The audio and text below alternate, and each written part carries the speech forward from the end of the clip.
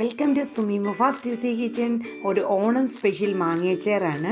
അപ്പോൾ ഇത് ഞാൻ ചീനിച്ചട്ടി അടുപ്പത്ത് വെച്ച് നല്ലെണ്ണ ഒഴിച്ച് കടുക് പൊട്ടിക്കുന്നുണ്ട്. കറിവേപ്പില ഇട്ടു, 10 അല്ലി വെളുത്തുള്ളി നീളത്തിനരിഞ്ഞത്, 10-12 കാന്താരി, 3 പച്ചമുളക് ചെറുതായി അരിഞ്ഞതും കൂടെ ഇട്ട് ഉപ്പും കൂടെ ചേർത്ത് വഴറ്റുക. ഒന്ന് വാടി വരുമ്പോൾ നമ്മുടെ ഫ്ലെയിം ഓഫ് ചെയ്തിട്ട് ആ ചെറിയൊരു ചൂടിൽ ഇത് 1/2 സ്പൂൺ മഞ്ഞൾപ്പൊടി, 2.5 സ്പൂൺ മുളക് പൊടി, 1 സ്പൂൺ കശ്മീരി മുളക്, 1/4 ടീസ്പൂൺ ഉലുവ, 1/4 ടീസ്പൂൺ കായപ്പൊടി ഇത്രയും കൂടെ ചേർത്ത് നന്നായിട്ടൊന്ന് പച്ചമണം മാറുന്ന വരെ ചൂടാക്കുക. എന്നിട്ട് ഇതേ മാങ്ങ കട്ട് ചെയ്ത് ഉപ്പും കൂടെ മിക്സ് ചെയ്ത് വെച്ച് 1 മണിക്കൂർ 2 മണിക്കൂർ ആയതാണ്. അത് ഇതിലേക്ക് ഇട്ട് നന്നായിട്ട് മിക്സ് ചെയ്യുന്നുണ്ട്.